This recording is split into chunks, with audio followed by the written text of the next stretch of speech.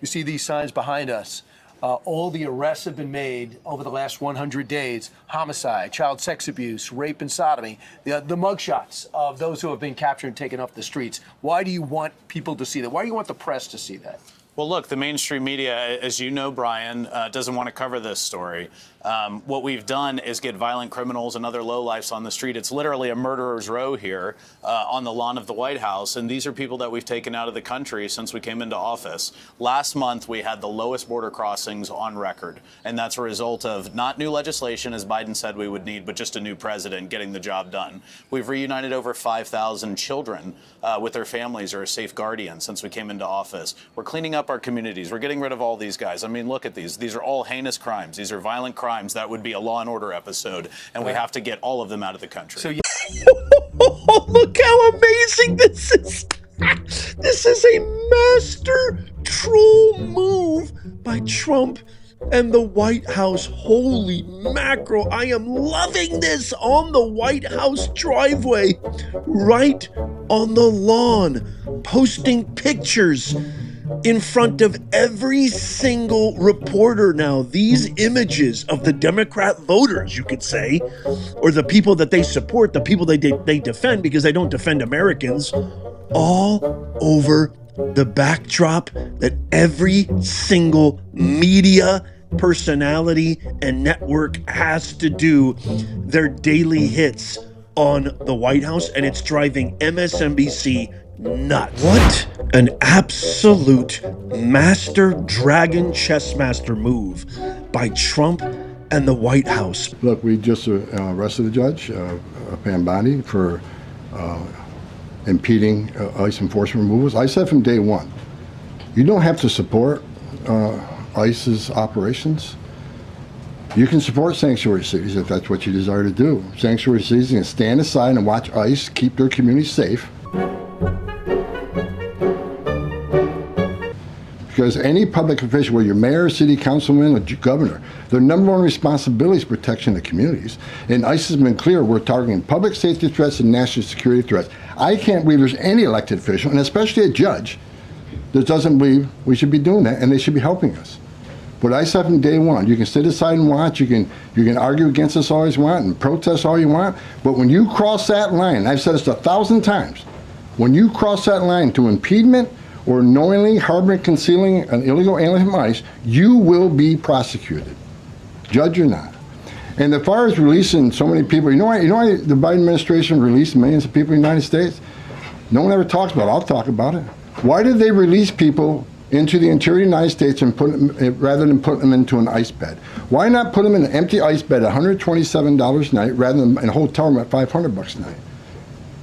They did it on purpose. Because when you put them in an ICE detention bed, they get a hearing in 35 days. Court records show 9 out of 10 people claim asylum, get order removal, they're gone.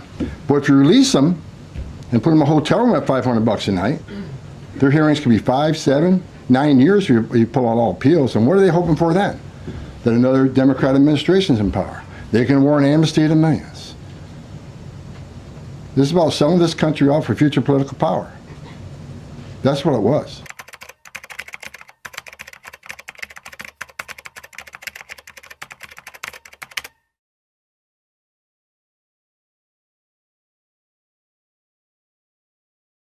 Okay, let's talk now about some new reporting that came in overnight. I want to just go through it for you and for our audience.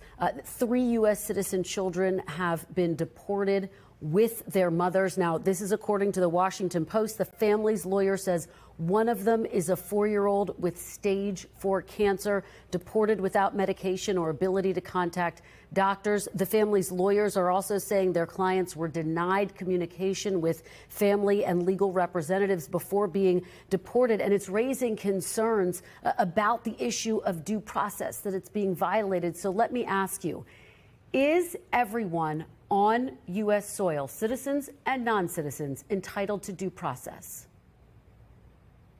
Yes, of course. But let me tell you, it looks in immigration standing, the laws are very specific. If you're in this country unlawfully, you have no right to be here and you must be removed. That's what the law says. Somehow over the last 20 years, we've completely lost this notion that somehow or completely adopted this idea that yes, we have immigration laws, but once you come into our country illegally, it triggers all kinds of rights that can keep you here indefinitely. That's why we were being flooded at the border. And we've ended that, and that's why you see a historically low number of people not just trying to cross our border, trying to cross the border into Panama, all the way down in the Darien Gap. I mean, it's been a huge help for those countries as well. On the headline, that's a misleading headline. Okay, 3 U.S. citizens, ages 4, 7, and 2, were not deported. Their mothers, who are legally in this country, were deported. The children went with their mothers. If those children are U.S. citizens, they can come back into the United States if there's their father or someone here who wants to assume them. But ultimately, who was deported was their mothers who were here illegally. The children just went with their mothers. But it wasn't like, you guys make it sound like ICE agents kicked down the door and grabbed the 2-year-old and threw him on an airplane. That's misleading. Yeah. That's just not true. Just to be clear, because I do want to get to the overhaul at the State Department, is it the U.S. policy to deport children, even U.S. citizens, with their families, and I hear what you're saying, without due process, just to be very clear there? Well, no. Again, if someone's in this country unlawfully, illegally, that person gets deported. If that person is with a 2-year-old child or has a 2-year-old child and says, I want to take my child with me, well, then you have 2 choices. You can say, yes, of course you can take your child, whether they're a citizen or not, because it's your child. Or you can say, yes, you can go, but your child must stay behind. And then your headlines would read, U.S. holding hostage 2-year-old, 4-year-old, 7-year-old while mother deported. So the parents make that choice. I imagine those 3 U.S. citizen children have fathers here in the United States. Yeah. They can stay with their father. That's up to their family to decide where the children go. Children go with their parents. Parents decide where their children go. Right. The U.S. deported their mothers who were illegally in America. Damn! Boom. Bam. Bop. Bada bop. Boom. Pow. On Friday, there were 3 American citizen children born here who were deported along with their mothers from Louisiana down to Honduras. And according to advocates, one of them is a 4-year-old child with stage 4 cancer, a rare form of metastatic cancer, who was sent back to Honduras without getting to talk to a doctor and without medication. I understand this child's mother entered this country illegally, but isn't there some basis for compassionate consideration here that should have allowed for more consultation or treatment? Well, it certainly is discretion. I'm not aware of the specific case, but no U.S. citizen child was deported.